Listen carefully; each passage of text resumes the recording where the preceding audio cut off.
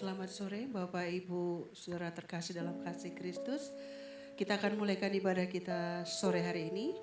Kita sama-sama berdiri semuanya. Kita nyanyikan pujian Yesus kau sungguh baik.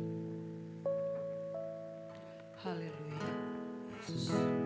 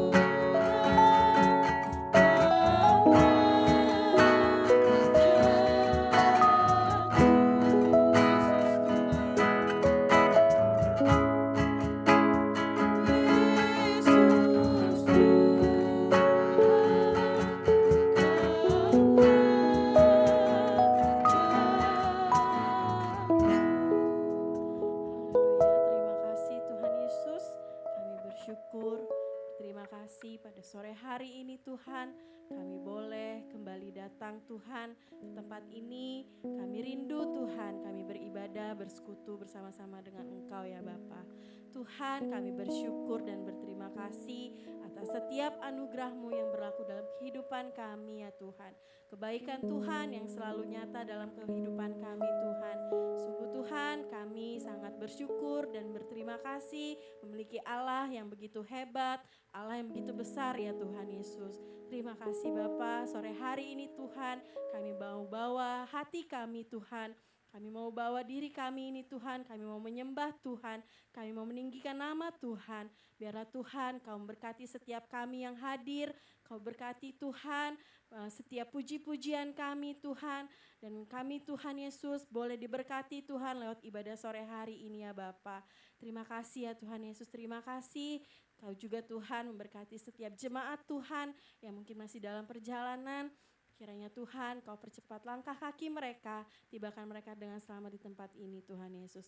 Terima kasih ya Tuhan, terima kasih. Kami berdoa Tuhan untuk jalannya ibadah kami pada sore hari ini. Kiranya Tuhan yang pimpin dari awal, pertengahan hingga akhirnya Tuhan. Agar kami Tuhan boleh bebas memuji besarkan nama Tuhan. Terima kasih Bapak, terima kasih. Ini menjadi doa dan sembahyang kami. Kami siap memulai ibadah kami sore hari ini. Kami berdoa dan bersyukur hanya dalam satu nama, Tuhan Yesus Kristus. Haleluya. Amin. Silakan duduk Bapak Ibu. Kita bersyukur pada saat sore hari ini kita masih ada seperti ini. Kita tahu karena kita orang-orang yang selalu bersyukur kepada Tuhan dan selalu mencari kebenaran akan Tuhan. Sehingga kita tahu bahwa di saat kita bersatu, berkumpul bersama, beribadah dan kita akan merasakan hadirat Tuhan dan kita akan merasakan sukacita bersama-sama dan kita punya pengharapan. Karena hanya pengharapan yang kita miliki sehingga kita bisa melakukan kegiatan kita, pekerjaan kita dengan sungguh-sungguh tentunya. Kita bersyukur dan kita akan naikkan pujian ini. Kecaplah dan lihatlah betapa baiknya Tuhan. Kecaplah dan lihatlah betapa baiknya Tuhan. Berbahagia yang berlindung padanya. Takutlah akan Tuhan, hai orangnya yang kudus.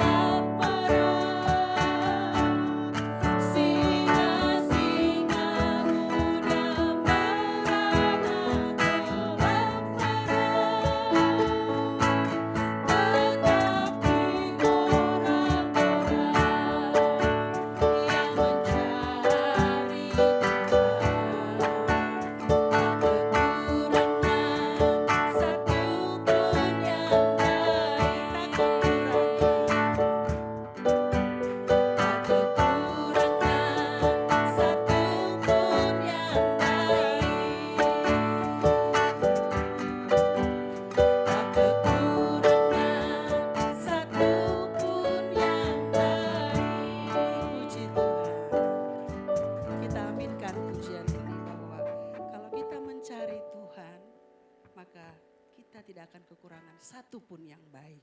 Berarti yang buruk Tuhan jauhkan, yang baik yang Tuhan berikan kepada kita. Tetapi tentunya sesuai dengan kehendak Tuhan. Kita kita lanjutkan pujian kita. Saya undang kita berdiri. Kita nyanyikan pujian ini. Allah kita besar, Dia sungguh amat besar. Allah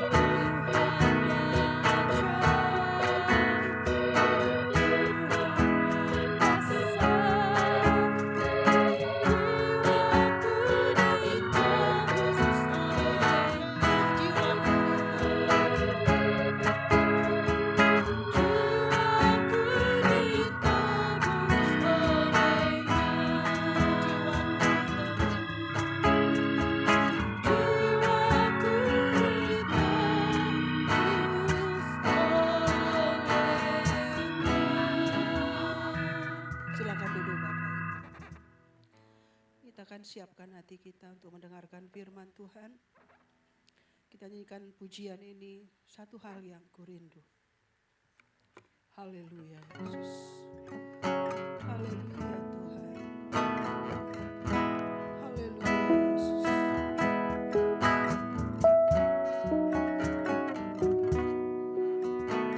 Satu hal yang kurindu, berdiam di dalam rumah-Mu. Satu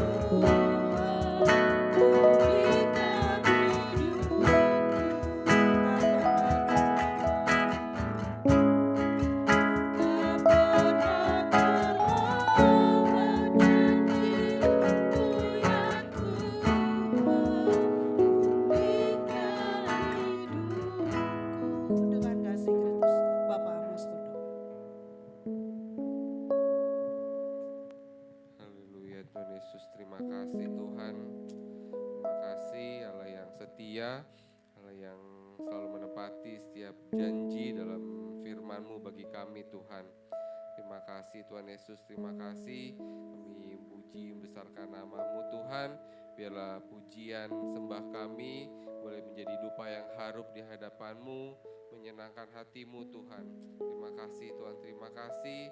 Kau memberkati Tuhan pemimpin pujian yang sudah melayani pada sore hari ini Tuhan Yesus. Kau pakai lebih heran lagi dalam kehidupannya, dalam keluarga, pekerjaan, pelayanannya Tuhan Yesus. Terima kasih Tuhan.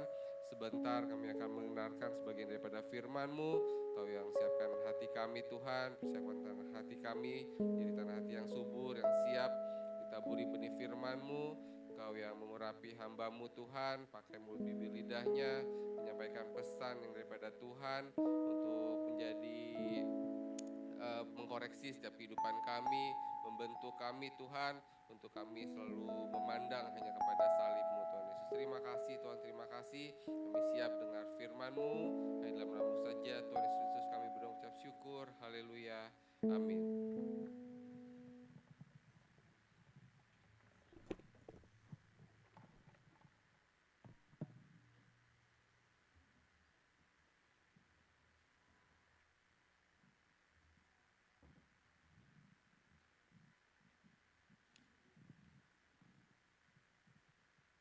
Puji Tuhan, segala hormat, pujian, syukur bagi Yesus Kristus Tuhan dan Juru Selamat kita. Salam sejahtera bagi kita semua.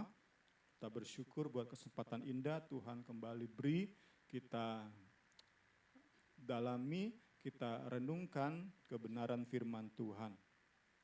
Kita melanjutkan bagian terakhir dari selengkap senjata peperangan rohani.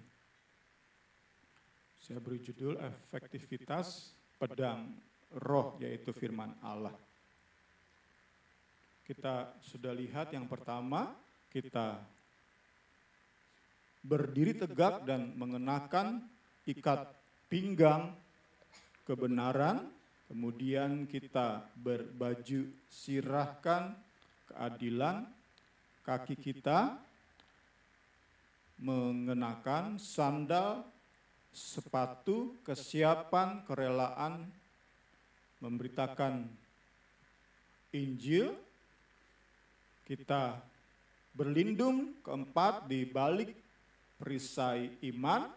Kelima, kepala kita mengenakan helmet atau ketopong pengharapan keselamatan. Dan terakhir di malam hari ini, di sore ini kita lihat pedang roh yang kita pegang, yaitu firman Allah. Saat kita mengenakan selengkap senjata Allah, maka kita memenuhi apa yang Paulus katakan di Efesus 6 ayat 10. Akhirnya, hendaklah kamu kuat di dalam Tuhan, di dalam kekuatan kuasanya. Selengkap senjata yang kita kenakan itu membuat kita kuat, bukan berdasarkan filosofi dunia ini, filsafat manusiawi, bukan berdasarkan kekuatan kita, tetapi sungguh di dalam kekuatan kuasa Allah kita mampu hadapi segala bentuk tantangan. Kita percaya seberat apapun itu, karena Tuhan yang memberi kekuatan, kita mampu. Puji Tuhan. Kita mulai dengan pertanyaan pedang. Firman itu rema atau logos. Kita lihat ayatnya dari terjemahan sederhana Indonesia. Peganglah semua perkataan firman Allah seperti memegang pedang, karena perkataannya mempunyai kekuatan dari Roh Kudus. Dalam terjemahan LAI menggunakan kata firman yang kita baca, terjemahan sederhana Indonesia menggunakan kata perkataan. Kata aslinya adalah rema.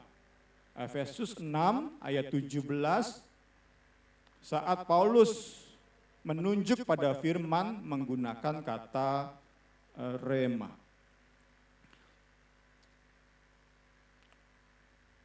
Kata ini, rema, memiliki arti yang sama dan saling menggantikan dengan logos.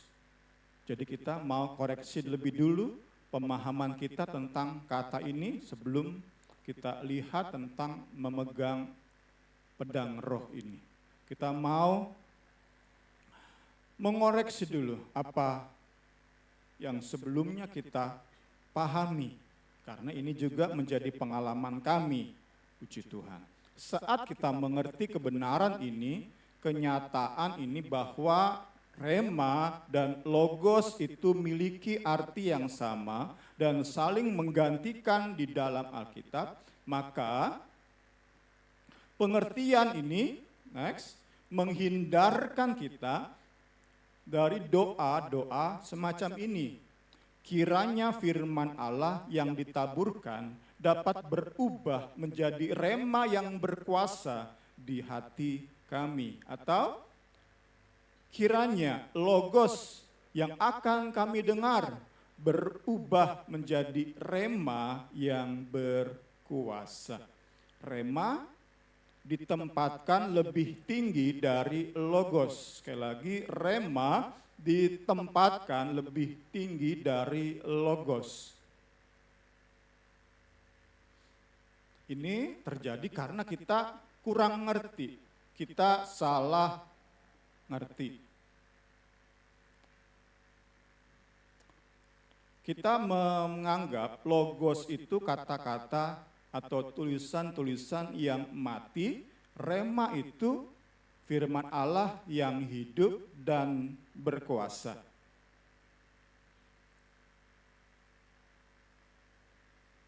Rema itu sesuatu yang berkuasa, yang berdampak bagi hidup kita.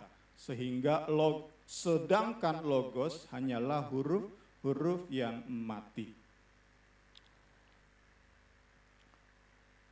Kita lihat bahkan istri saya sering berdoa seperti itu ya. Kiranya firman Tuhan merema di hati kami. Ya, mengapa bisa seperti itu? Bahkan istri saya, karena kami dibesarkan di aliran Pankar, aliran Pantekosta karismatik. Ini yang kami terima, ini yang kami anggap benar sebelumnya. Tetapi kami mau belajar. Dan saat kami belajar, setelah kami tahu, kami mau ubah pemahaman, keyakinan kami. Meski tadi ya, masih kadang-kadang istri saya khususnya kembali lagi doanya seperti itu. Kiranya saat kami dengar firman-Mu, firman-Mu merema di hati kami. Tampak rema itu mendapat tempat yang lebih tinggi. Tapi sekali lagi saat kita mau belajar dan setelah kita belajar kita tahu, setelah kita tahu kita mau ubah keyakinan kita, maka kita percaya kita ada progres. Pemahaman kita terhadap firman ada kemajuan. Next, yang benar adalah keduanya, rema dan logos sama-sama biasa digunakan oleh Alkitab untuk menunjuk pada firman Allah, yaitu setiap perkataan yang keluar dari mulut Allah. Saat kita ngerti ini, kita bisa mengoreksi pemahaman kita. Tadi ya meski dulunya ya saya taunya, kami taunya seperti itu. Tetapi saat kami terus belajar dan kami tahu yang benar, kami ubah pemahaman keyakinan kami. Karena ada dasarnya dari Alkitab sendiri. kasih tahu.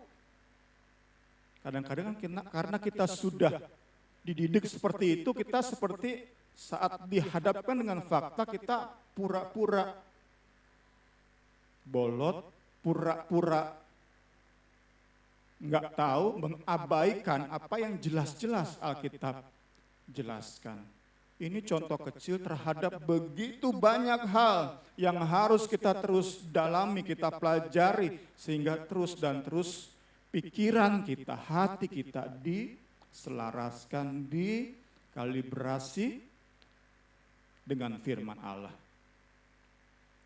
Salah satu contoh sederhana adalah di 1 Petrus 1:23.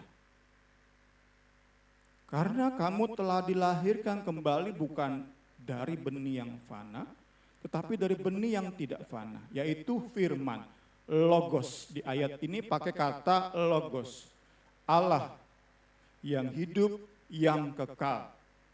Yang hidup, kekal. Logos, kekal. Itu ayat 23, ayat 25-nya. Tetapi firman, rema, Tuhan tetap untuk selama-lamanya. Logos kekal, rema kekal. Ini memberi keyakinan pada kami yang belajar. Oh, ternyata setara. Logos dan rema setara, nggak ada yang lebih tinggi. Bahkan kalau kita mau jujur, di dalam Alkitab lebih banyak gunakan kata logos. Karena itu kalau kita mau terus belajar dan pembelajaran kita mau mengubah pemahaman dan keyakinan kita, besok-besok kita berdoa bisa seperti ini. Next, biarlah logosmu, ya Yesus, remamu ya Kristus, bertahta, berkuasa di dalam hati pikiran kami. Atau Tuhan Yesus, tolong kami supaya kami dapat memegang logosmu, memegang remamu sekuat mungkin. Puji Tuhan, kita awali dengan kita mengoreksi hal yang sederhana, sehingga sungguh lewat hal sederhana ini kita diyakinkan, oh nggak ada kata berhenti untuk belajar. Dan pembelajaran kita supaya bisa mengubah terus pemikiran, hati, seluruh hidup kita, kita mau pembelajaran itu ubah keyakinan kita. Saat tentu pembelajarannya didasari oleh dasar-dasar argumen-argumen yang kuat. Tadi contoh sederhana jelas kok. 1 Petrus 1:23 dan 25 saling menggantikan antara logos dan rema. Betapa seimbangnya logos dan rema. Jadi di kemudian hari tentu kita rindu. Nggak ada lagi yang berdoa, biarlah firman-Mu merema. Biarlah logos-Mu merema di hati kami. Karena kita tahu itu doa yang nggak alkitabiah. Doa yang salah kaprah. Kita masuk ke bagian selanjutnya. Kita belajar tentang pedang, pedang firman, rema logos sama saja. Kita mau belajar bahwa Allah kita itu, Allah bukan hanya hidup, tetapi Allah yang suka berbicara, berkomunikasi. Allah yang berbicara, berkomunikasi sehingga kita bisa memegang perkataannya, memegang firman-Nya. Puji Tuhan, puji Tuhan. Kita mau melihat untuk bisa sungguh memegang perkataan Allah, firman Allah, rema Allah, logos Allah, kita mau belajar tentang karakter dari perkataan Allah. Karakternya adalah padat, berisi, terstruktur. Padat, berisi, terstruktur. Saya coba kontraskan antara komunikatif versus suka yeping. Ya, ini istilah slang atau slang apa Niar? Nggak resmi Niar ya? Apa? Gaul, benar kata gaul ya. Yang tadi Niar, yang komunikatif bukan suka yeping ya, yeping. Allah kita, Allah yang berfirman, ia bukan hanya Allah yang hidup, tetapi Allah yang berbicara. Kita hari Jumat selalu bahas tentang hubungan suami istri. Bisa diperluas untuk hubungan dengan sesama, jadi semua bisa belajar dari YouTube kita di hari Jumat. Tetapi secara khusus suami istri. Kita bisa bayangkan suami istri satu rumah, satu kamar, bahkan satu tempat tidur. Sama-sama hidup, tetapi enggak ngobrol. Allah kita bukan seperti itu. Allah kita bukan hanya hidup, tetapi ia suka berkomunikasi. Ia Allah yang berfirman. Ia Allah yang komunikatif. Itulah karena itu saya bandingkan antara komunikatif versus yeping. Karena Allah kita bukan hanya suka berkomunikasi, tetapi komunikasinya padat, berisi, dan terstruktur. Kita bandingkan, apa itu komunikatif, apa itu yeping. Dari AI-nya Google, Gemini, kita lihat bahwa komunikatif adalah kemampuan menyampaikan pesan secara efektif, ringkas, dan dapat dipahami. Sebaliknya, apa itu yeping? Yeping adalah istilah slang, istilah gaul. Yeping itu berbicara terlalu banyak, cepat, tanpa henti, tanpa memedulikan apakah yang kita ajak bicara, paham, ngerti, atau dia sudah mulai resah, itulah yeping. Allah kita komunikatif, bukan suka yeping. Padat, berisi, terstruktur. Sekali lagi terus diingatkan di mimbar ini bahwa isi pengajaran yang disampaikan di mimbar ini sedikit banyak juga dipengaruhi oleh Zoom kami di hari Selasa dan hari Jumat. Saya ambil yang kita belajar di hari Selasa kemarin, bagaimana Allah itu suka bicara. Karena itu saat kita dalam doa terus bicara tentang keinginan kita, enggak belajar ngerti apa yang ia ingin sampaikan, kita anggap berarti Allah kita itu Allah yang diam. Dengan tindakan kita yang berdoa minta, kita berarti sedang menganggap Allah kita memang hidup, tetapi Allah yang diam. Padahal enggak, Allah itu Allah yang komunikatif, Allah yang suka berbicara. Kiranya kita ngerti prinsip ini sehingga saat kita datang kepadanya, kita memberi waktu-waktu di mana kita diam. Biar Tuhan yang berbicara kepada kita.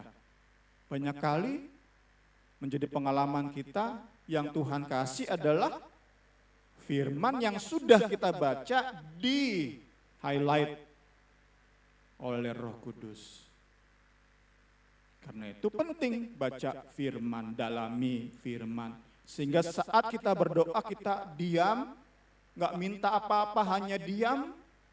Tetapi kita bisa aminkan bahwa Allah kita bukan hanya hidup, tetapi Ia suka berbicara. Ia Allah yang komunikatif.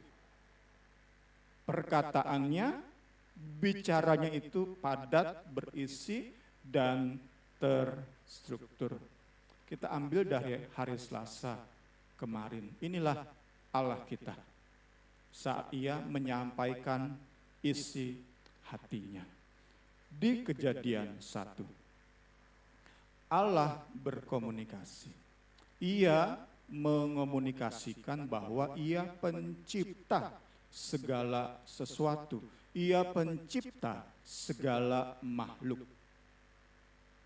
Saat kita bisa pahami ini, ada saat-saat dalam doa kita diingatkan. Ia pencipta segala sesuatu. Ia seperti bicara kepada kita, ingatkan kepada kita. Berarti nyawa saya juga, seluruh keberadaan saya, ciptaan Dia.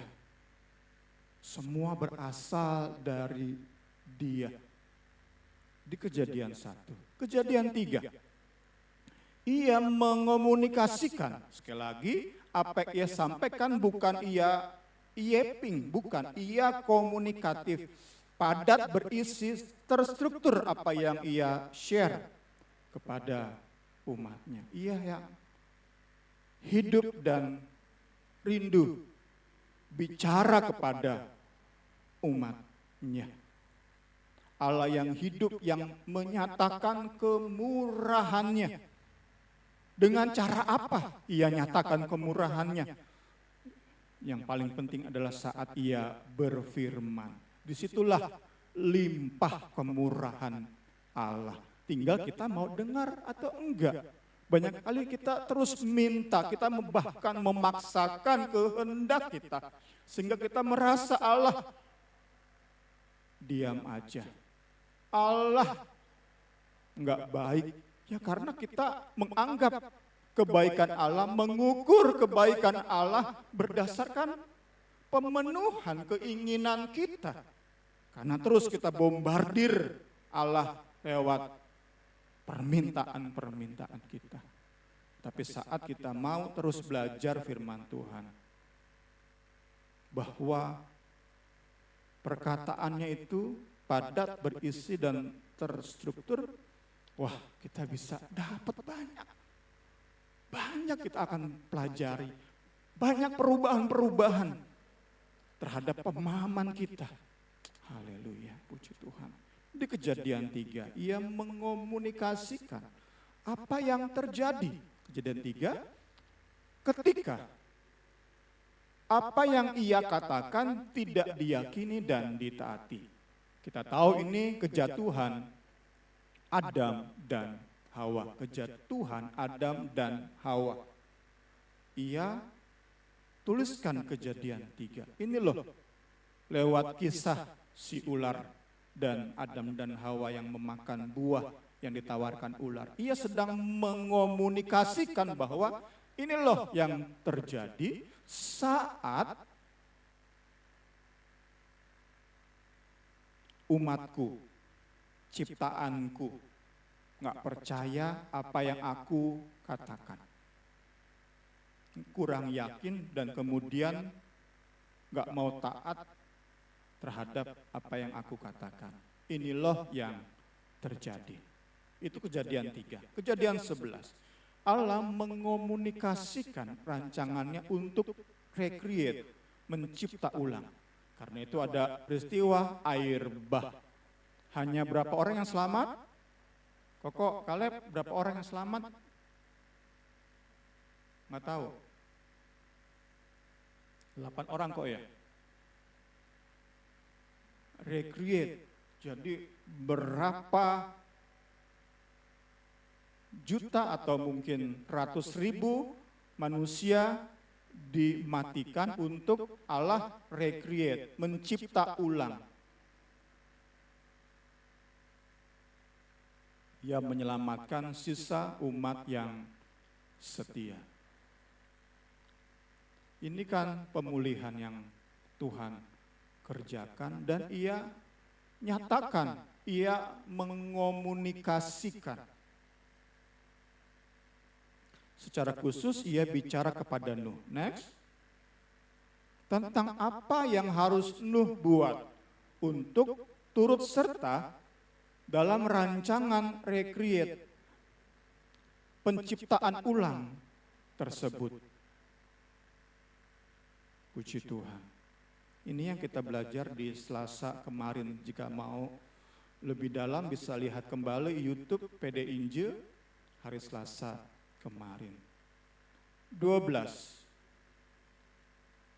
Di Kejadian 12 dan seterusnya, Allah mengomunikasikan apa yang Ia inginkan untuk Abraham lakukan. Di mana dengan cara ini Allah mencipta ulang sebuah umat dengan Abraham sebagai bapa mereka.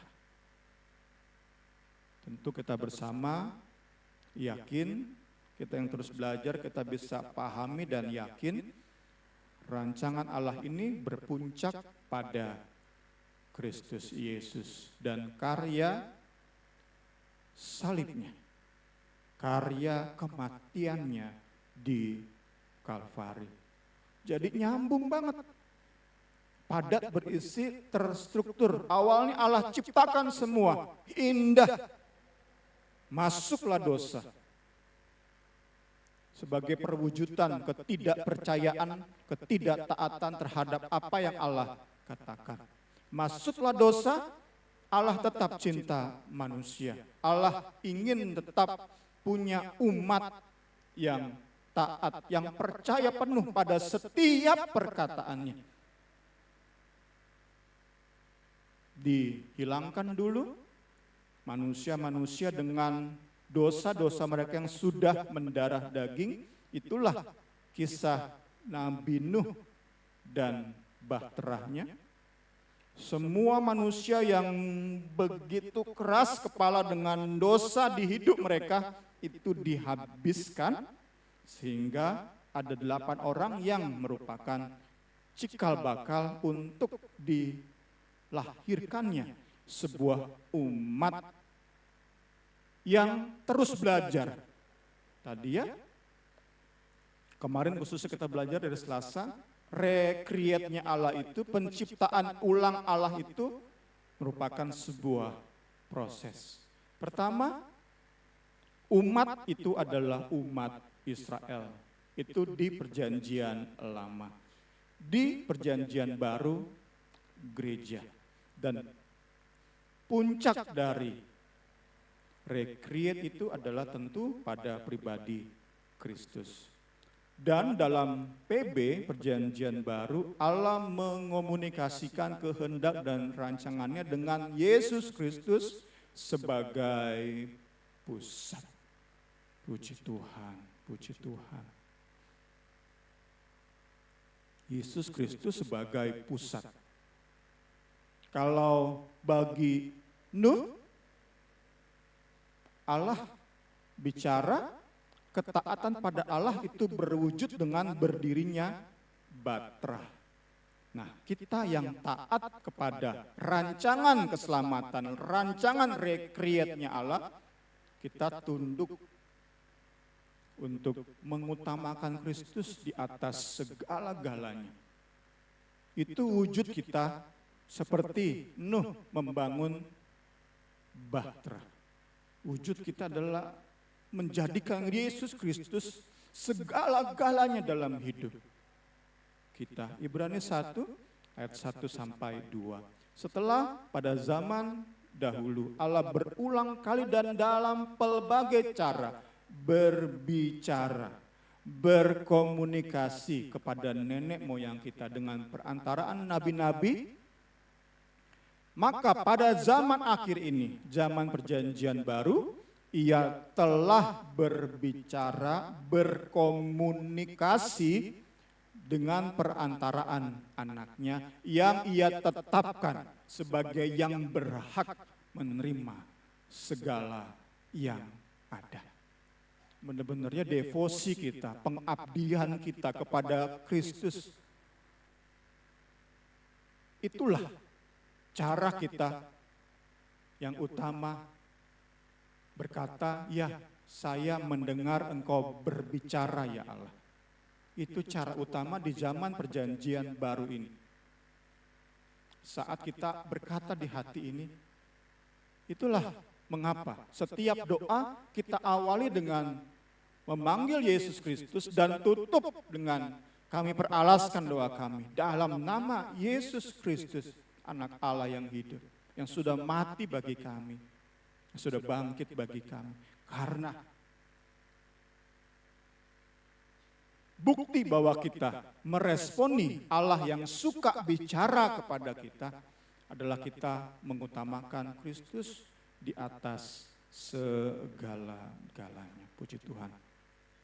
Kita mau meresponi Allah yang bicaranya itu padat, berisi dan terstruktur. Gimana respons kita? Ia Allah yang komunikatif, bukan Allah yang suka yeping. Ia mau kita ngerti itu. Ia mau kita ngerti.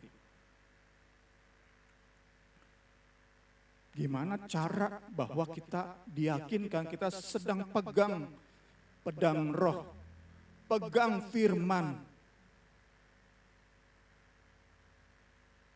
Puji Tuhan. Pegang firman yang berkuasa, saya bagi menjadi dua. Pertama, mengerti, meyakini, menaati pesan umum Allah yang tertulis dalam Alkitab. Mengerti. Karena itu kita perlu belajar Alkitab secara terstruktur, detail atau rinci dan utuh. Lawan kita adalah pedang plastik dari pengajaran sesat. Jangan sampai kita pegang sesuatu seperti tadi kita awali.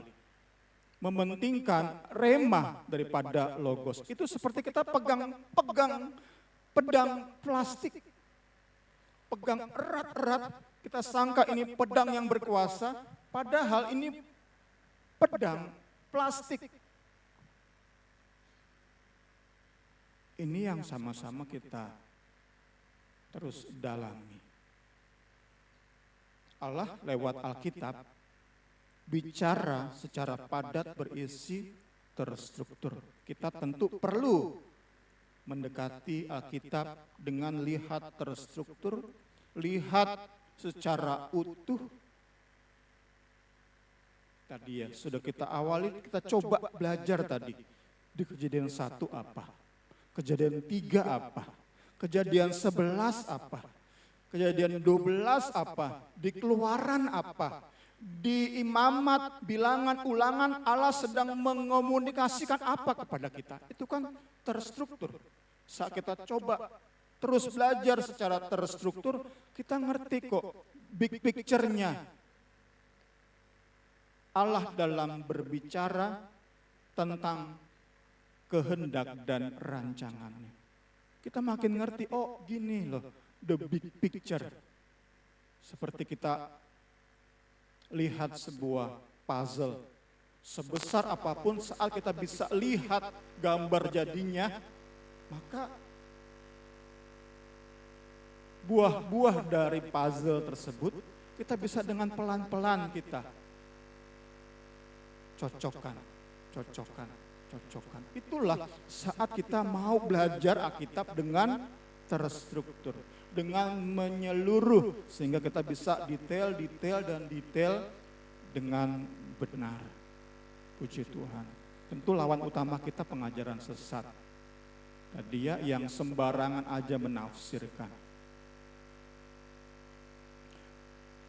Yang ternyata banyak ngasalnya. Membuat kita pegang sesuatu yang kita anggap pedang firman, padahal enggak berkuasa yang kita pegang. Kita coba pegang erat-erat.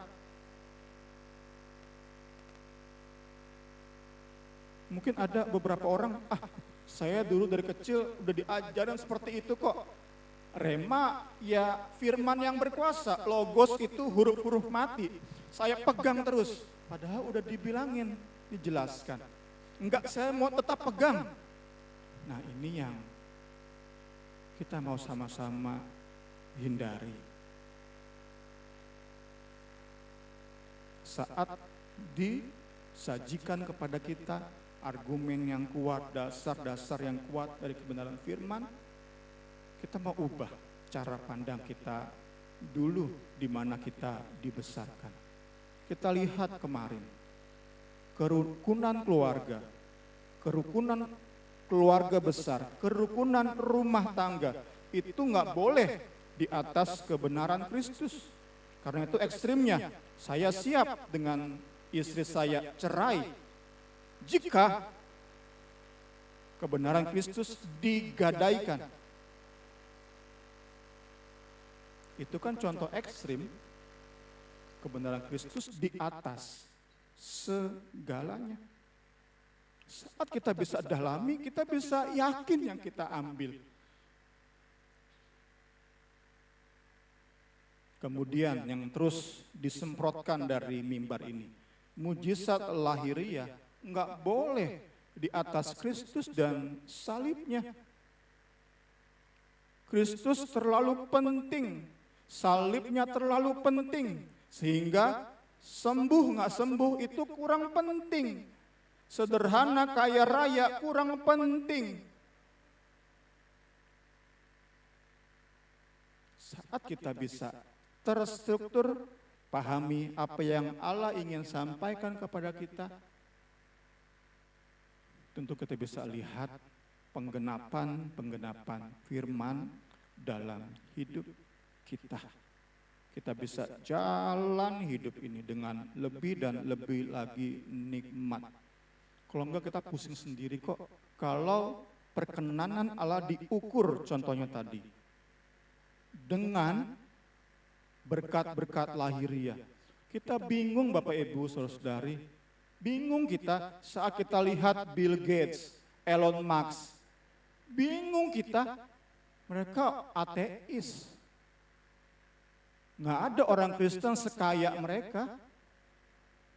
Kalau perkara-perkara jasmani menjadi ukuran perkenanan Allah,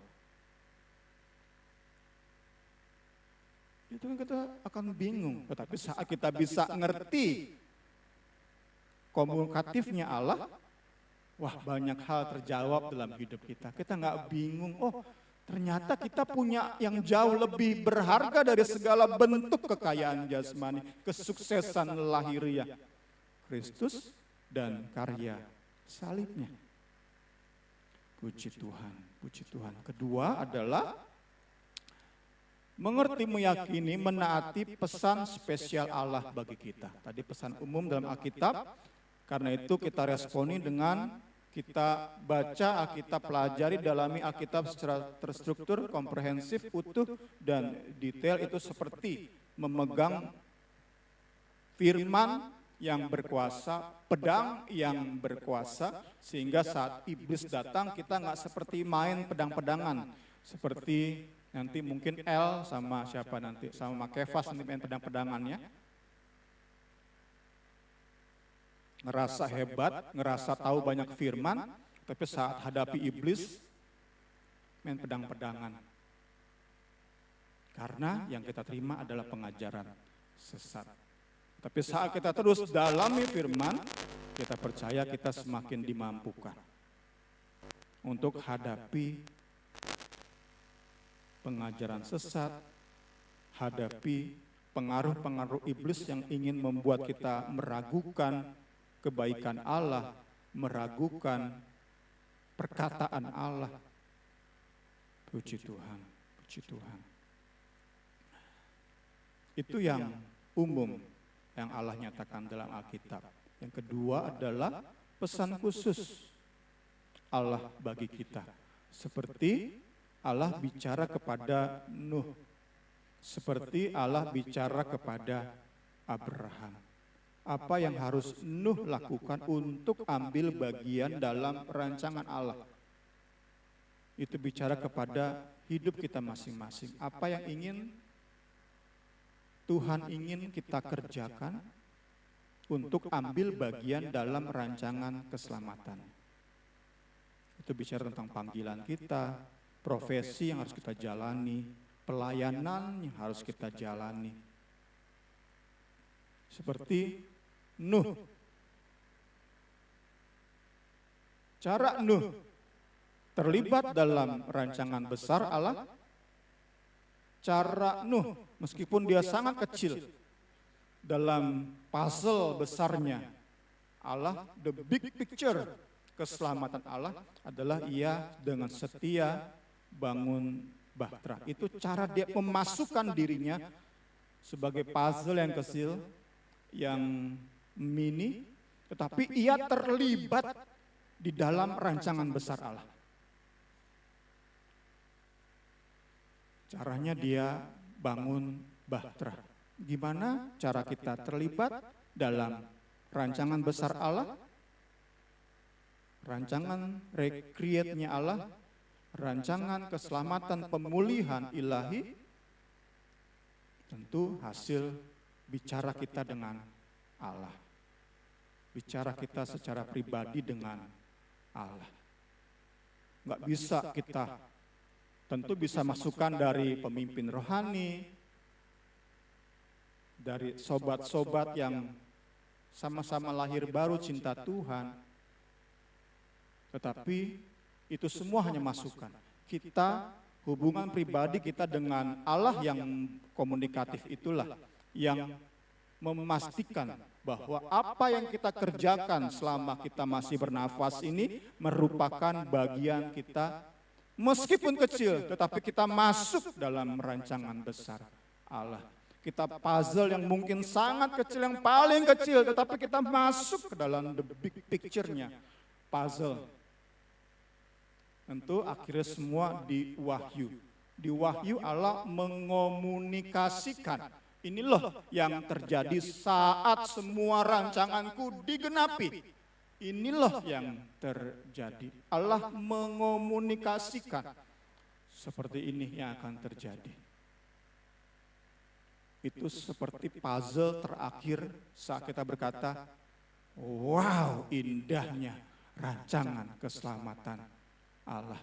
Kita dengan orang-orang percaya dari zaman penciptaan sampai nanti di kitab Wahyu, kita sama-sama berkata, betapa agung karya keselamatan Allah yang berpusat tentunya pada Kristus.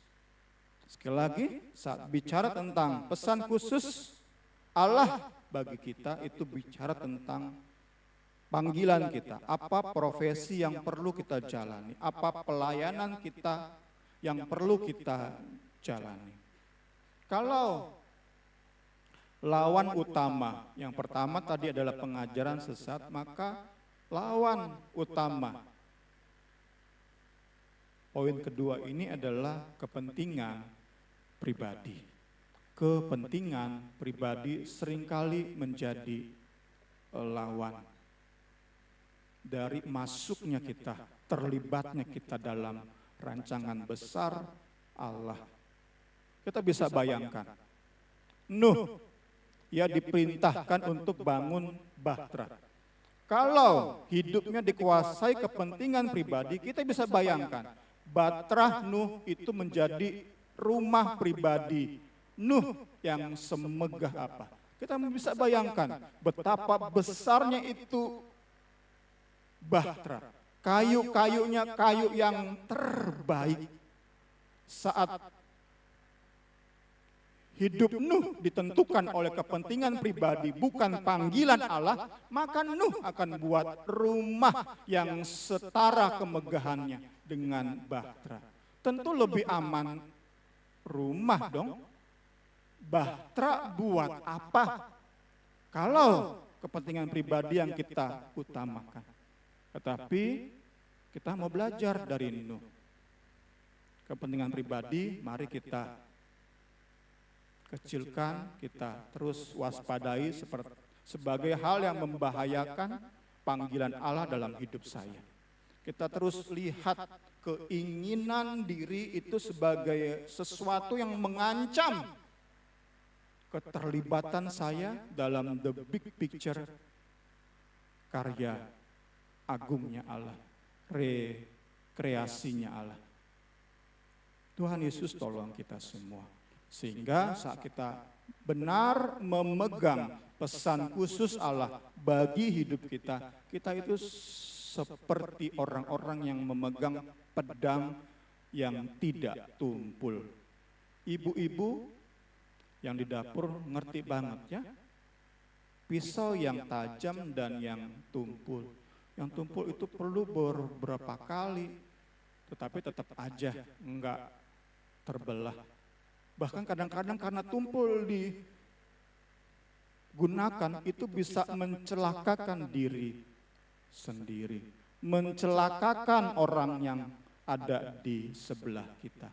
Itulah orang-orang yang hidupnya dijalani tidak sesuai dengan panggilan. Bisa bahayakan diri sendiri, bisa bahayakan orang lain. Ia coba layani sungguh-sungguh, tetapi nggak sesuai dengan panggilan.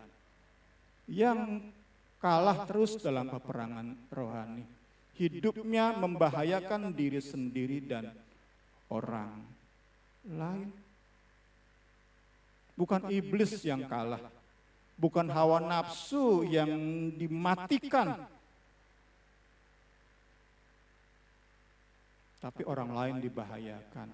Iman, pengharapan, kasih dibahayakan. Pembelajaran firman di sore malam hari ini kiranya memberkati kita semua dalam kesederhanaan saya, tetapi kita yakin percaya saat kita terima kebenaran firman, saat kita bahkan ada yang rindu belajar. Seperti istri saya, kalau nggak ngerti, didengarin lagi, dibaca lagi. Kita percaya, saat sikap kita seperti itu, banyak hal yang sebelumnya kita bingung, sebelumnya kita ragu, yang sebelumnya kita membahayakan diri sendiri, membahayakan orang lain. Itu semua bisa dilalukan dari hidup kita. Kita bisa jalani hidup ini benar pegang senjata yang bukan plastik dan senjata yang tajam yang bisa mengalahkan hawa nafsu, mengalahkan kenikmatan dunia yang iblis terus tawarkan. Hal-hal yang begitu menarik yang bagaikan panah api kita bisa tangkis dengan perisai. Kita bisa lawan dengan pedang firman yang berkuasa itu. Kita rindu bagian firman Allah meneguhkan kita di sore malam hari ini. Kita mau responnya dengan kita sama-sama nyanyikan itu pujian. Saya undang pemusik dan singer. Kita sama-sama mau mengatakan bahwa Allah kita, Allah yang hidup, yang terus saja menyatakan kemurahannya. Lebih baik satu hari, saya undang kita sama-sama berdiri di pelataran-Mu, puji Tuhan. Kita menikmati Allah yang hidup, Allah yang menyatakan kemurahannya lewat firman-Nya. Lebih baik satu hari di pelataran-Mu daripada 1000 hari di tempat lain.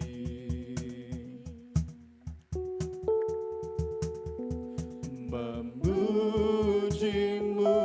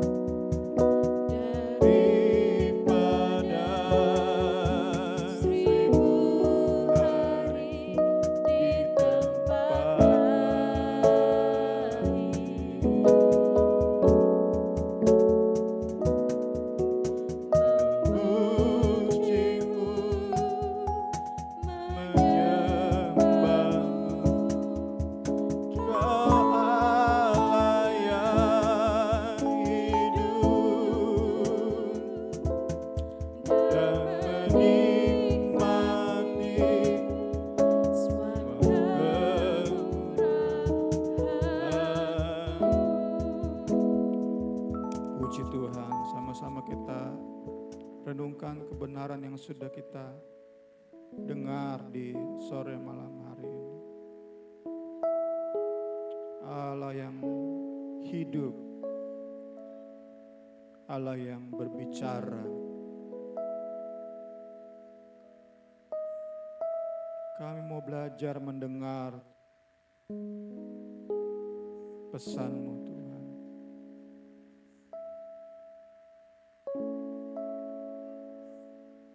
Dalam ketenangan jiwa kami. Amin, amin, amin. Di dalam amannya kami di tangan Kristus yang sudah mati bagi kami.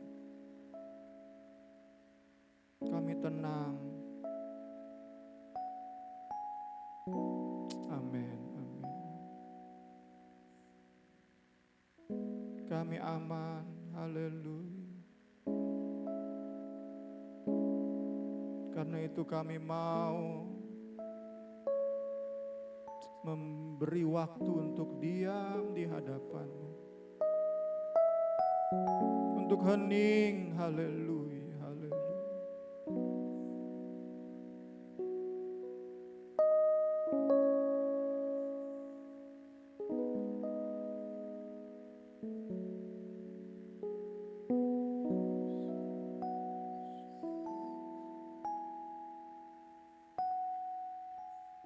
Terima kasih Tuhan, terima kasih.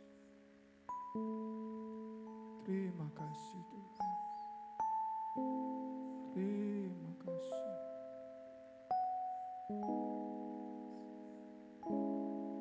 Amin, amin.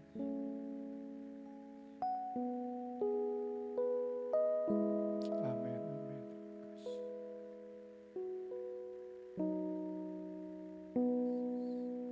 Lebih baik satu hari di pelataran-Mu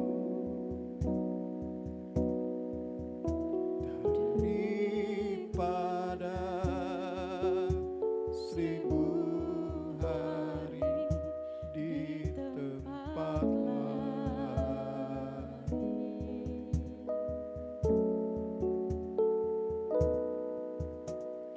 memuji-Mu,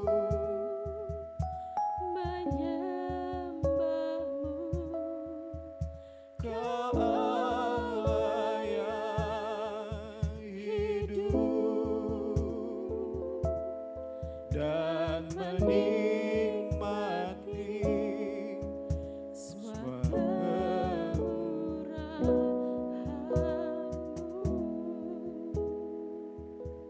amin, amin, amin, amin. Satu lumba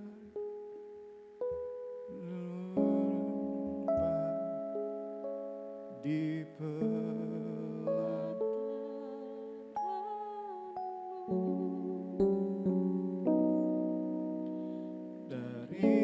daripada 1000 hari di tempat lain.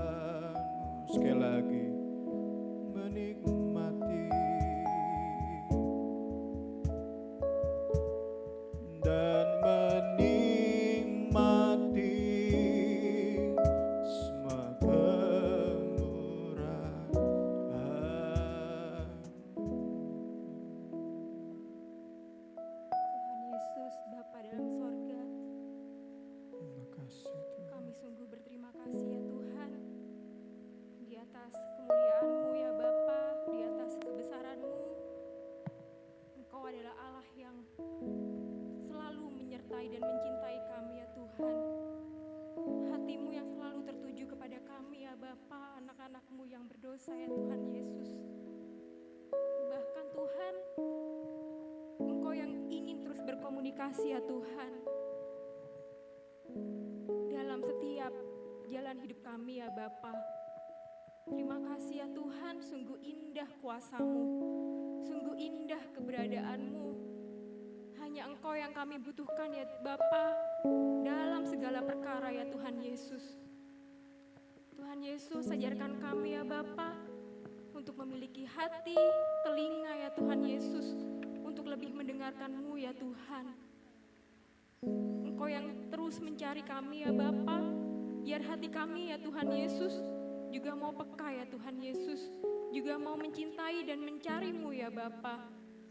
Tuhan Yesus, kami mau hari-hari kami diisi ya Tuhan Yesus dengan kemenangan, dengan cinta ya Tuhan, dengan waktu dan hidup yang bermakna akan pengenalan akan Engkau Tuhan Yesus.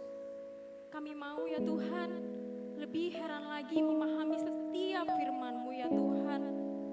Karena itu ya Tuhan yang berasal dari hati-Mu untuk kami ya Bapa. Ajarkan kami untuk terus mengagumi karya-Mu, mengagumi segala kehendak-Mu ya Bapa. Kami boleh perlahan ya Tuhan Yesus, jauh dari keinginan hati kami sendiri ya Bapa, tapi kami terus terpesona dan terpesona ya Bapa. Sampai kami boleh ya Tuhan Yesus bertemu muka dengan muka kepadamu ya Bapa. Terima kasih ya Tuhan untuk firman-Mu yang menguatkan kami ya Tuhan Yesus. Materaikan terus dalam hati dan pikiran kami Tuhan. Tidak hanya sampai sini kami percaya ya Tuhan Yesus, kami mau bertumbuh Tuhan Yesus. Kami mau terus bertumbuh Tuhan Yesus. Kami mau semakin tua, semakin tahun demi tahun Tuhan Yesus. Kami mau bertumbuh dan mengenal Engkau ya Tuhan Yesus. Kami mau Tuhan melihat segala sesuatu seperti sampah, seperti sia-sia ya Tuhan Yesus. Tapi kami berkemenangan Tuhan melihat Engkau segalanya dalam hidup kami. Terima kasih ya Bapa, terima kasih memberkati hamba-Mu lebih heran lagi dalam pelayanannya. Memberikan Tuhan hikmat, memberikan kekuatan firman-Mu ya Tuhan Yesus yang boleh nantinya kami dapatkan dan menghidupi kami ya Bapa. Terima kasih ya Tuhan, terima kasih. Kami tutup materaikan firman-Mu. Kami sudah berdoa dalam nama Tuhan Yesus Kristus. Haleluya. Amin.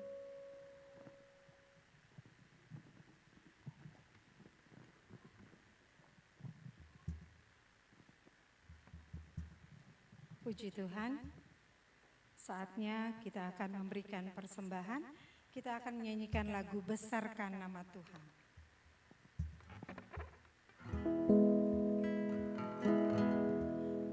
Besarkan nama Tuhan, pujilah Dia. Kemurahannya besar, tiada terkira.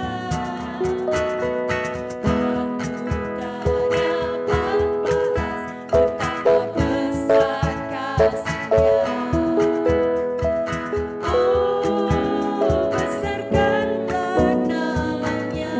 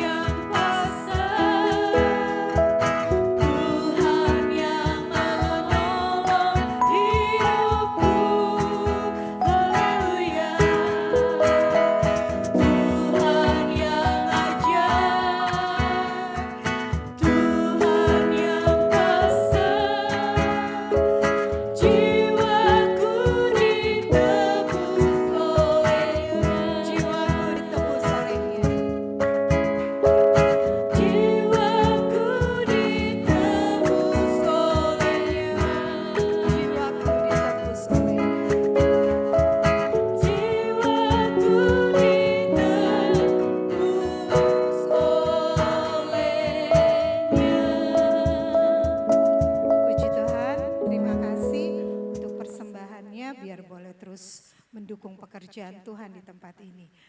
Saya akan berikan pengumuman hari Sabtu besok tanggal 20 kita akan ada olahraga bareng dengan olahraga pagi bareng kita terus bersahati di dalam Tuhan. Itu titik infokan titik kumpulnya kita di stasiun Depok Lama, Peron Bogor, langsung di stasiunnya aja ya. Jadinya langsung di Peron Bogor aja kita kumpul di sana. Terus jangan lupa membawa kartu kereta ya, kartu flash, e-money boleh apa aja. Terus kalau yang suka keringetan boleh bawa kaos ganti, boleh pakai topi, boleh pakai payung boleh. Kita akan kumpul di stasiun Depok Lama itu jam 6:15. Jadi jam 6:30 kita sudah di kereta menuju Bogor ya. Nanti kita turun di stasiun Bogor dan nanti keluar mungkin kalau informasi Popo terakhir yang dari Bogor udah agak lancar sih karena udah banyak peron yang dipakai. Tapi kalau misalnya itu nggak usah main tunggu-tunggu. Jadi kita keluar langsung ke kiri, ke pintu keluar kiri yang arah alun-alun ya. Disarankan juga membawa tumbler atau kalau ribet tumbler saya mau beli aqua aja nanti di sana boleh. Apapun itu juga boleh. Memakai outfit olahraga, jangan memakai jeans nanti capek kalau kita buat jalan ya. Jadi kita pakai sepatu juga yang nyaman, jangan pakai sandal jepit nanti sakit juga kakinya. Ya, diingatkan juga biaya transport, makan minum ditanggung sendiri. Nanti hari Minggu, nanti malam ini Ibu Christine akan buat pendaftaran. Jadi siapa aja yang mau daftar. Jadi kita bisa tahu siapa aja sih yang ikut. Jadi nggak main tunggu-tungguan nanti pas hari Sabtu di sana. Ya, itu saja. Sepanjang minggu ini kita hanya ada Zoom online hari Selasa dan hari Jumat. Ibadah doa puasa tidak ada dan ibadah minggu tetap kembali di sini hari Minggu jam 5 sore. Ya, kita sama-sama berdoa buat yang sakit dulu. Kita berdoa buat Mbak Lin yang lagi flu berat katanya. Dari hari Rabu memang udah flu, tapi katanya hari ini tambah berat, jadinya makanya nggak datang. Kita berdoa buat Mbak Lin supaya biar sehat lagi dan bisa ikut ibadah. Dan kita berdoa buat mamahnya Yola, itu besannya Mbak Ati ya, lagi dirawat di Rumah Sakit Hagia. Kita sama-sama berdoa biar Tuhan juga sembuhkan penyakit nenek, biar dengan tubuh sehat boleh aktivitas dan boleh beribadah. Nah, kita juga berdoa yang berulang tahun. Kita berdoa buat Saudara Gunawan hari Senin kemarin. Tuhan cukupkan umurnya tambahkan 1 tahun lagi dengan umur 25 tahun plus kata dia. Plusnya banyak ya Gun. Dan pas banget hari ini ulang tahun Ibu Evi. Wah, luar biasa ya. Anak-anaknya nih pada kumpul nih. Luar biasa. Terima kasih sudah datang di tempat ini. Nanti kita sama-sama berdoa biar ditambahkannya umur, tambah hari, tambah terus diberkati oleh Tuhan baik jasmani terlebih rohani. Kita akan tutup ibadah kita, saya undang bangkit berdiri, kita akan menyanyikan lagu Terima Kasih Tuhan untuk kasih setiamu. Terima kasih Tuhan.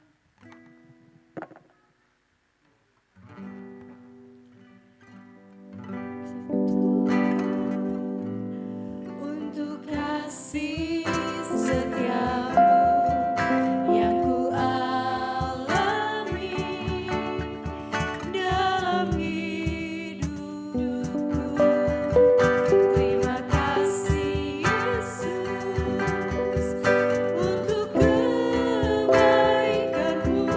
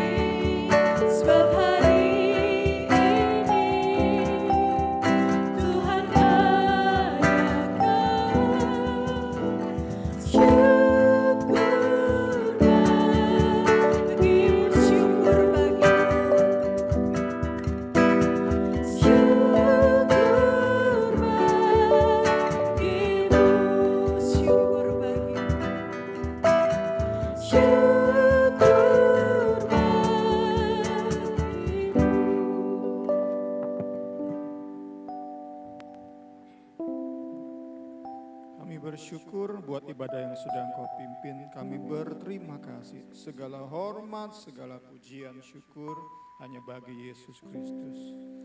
Di sore malam ini kami berdoa bagi saudara kami yang berulang tahun. Kami berdoa bagi saudara Gunawan yang sudah Engkau pelihara sampai detik ini, bisa berkumpul bersama-sama dengan kami di tempat ini, bisa melayani bersama-sama dengan kami di tempat ini. Kami bersyukur buat keberadaannya. Kami bersyukur buat umur yang sudah Engkau tambahkan baginya.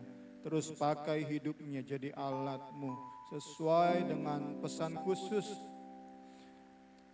dari-Mu untuk hidupnya. Jalani hidupnya sesuai dengan panggilan ilahi. Jadi alat yang luar biasa di tangan-Mu. Yesus yang pakai kehidupan saudara kami Gunawan. Kami berdoa bagi CFI. Engkau pun sudah menyatakan kemurahan-Nya secara luar biasa bagi ibu terkasih kami, bagi cici terkasih kami yang juga terus saling melayani di tempat ini, menopang, menasehati di tempat ini. Kami bersyukur buat keberadaannya. Pakai hidupnya lebih dan lebih lagi. Pertolongan-Mu sudah begitu nyata dalam hidupnya. Biar CFI dapat mempergunakannya hidupnya lebih dan lebih lagi untuk hormat kemuliaan nama-Mu. Jadi berkat bagi rumah tangga, jadi berkat bagi keluarga besar, jadi berkat bagi PD Injil, jadi berkat dimanapun CFI berada. Segala hormat kemuliaan bagi Yesus Kristus. Kami berdoa bagi saudara-saudara kami yang sedang alami tubuh yang tidak sehat. Berdoa buat Mbak Lin, berdoa buat mamanya Yola, buat Mbah Harsono. Di dalam nama Yesus Kristus, kami mohon belas kasihan-Mu Engkau nyatakan Tuhan. Beri tubuh yang sehat, kekuatan ilahi. Di dalam ucapan syukur, di dalam kedamaian bisa tetap bernyanyi bagi-Mu, bersorak bagi Allah penebus hidupnya. Di dalam nama Yesus Kristus, pertolongan ajaib nyata bagi hidup mereka. Kami mengucap syukur, kami akan sama-sama pulang ke rumah masing-masing. Sebelumnya kami akan beramah tamah, bubuhi dengan kuasa firman-Mu setiap makan minum kami. Dalam ramah tamah kami tetap dalam pimpinan Allah Roh Kudus. Sama-sama kami akan pulang, kami akan terima berkat dari Tuhan. Haleluya, haleluya. Tuhan memberkati engkau dan melindungi engkau. Tuhan menyinari engkau dengan wajah-Nya dan memberi engkau kasih karunia. Tuhan menghadapkan wajah-Nya kepadamu dan memberi engkau damai sejahtera. Berkat Allah Bapa, kasih sayang Yesus Kristus, persekutuan Allah Roh Kudus menyertai kita semua. Hari ini, esok sampai selama-lamanya. Maranatha, Yesus datang kembali menjemput gerejanya. Kita yang sudah terima berkat, katakan amin. Selamat sore, Tuhan Yesus berkati kita semua. Happy birthday to you. Happy birthday to you. Happy birthday, happy birthday, happy birthday. Engkau memberkati aku Happy birthday to you. Happy birthday to you. Happy birthday, happy birthday, happy birthday to you. Happy birthday to dan kiranya you. tanganmu menyertai aku dan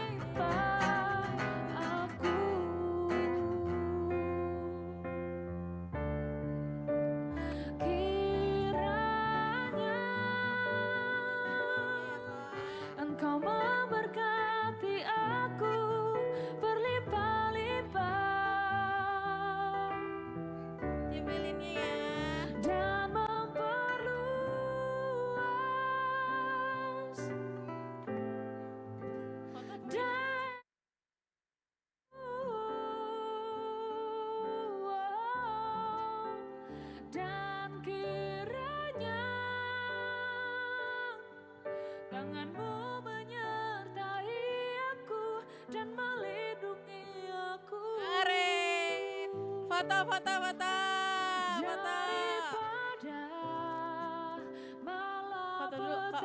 Foto dulu. Sehingga kesal Ayo foto. tidak menimpa aku.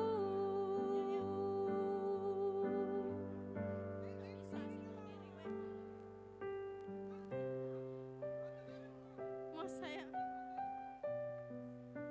Itu tadi video apa?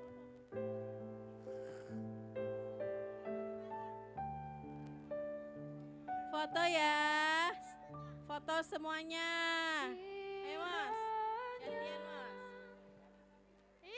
Engkau memberkati aku Ya. berlimpah. Nah, ya. Itu ya. Ayo, mon cepetan. Memperluas Nah, kamu jongkok dikit. Siap ya? 1, hitung Jeff. gairahku.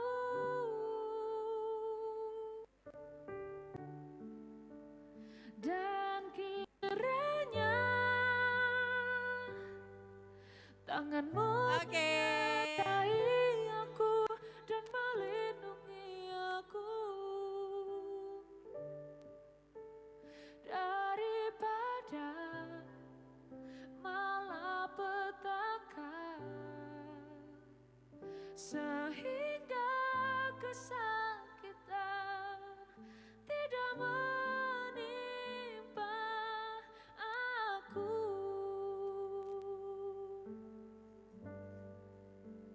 Daripada malapetaka, sehingga kesakitan tidak menimpa aku.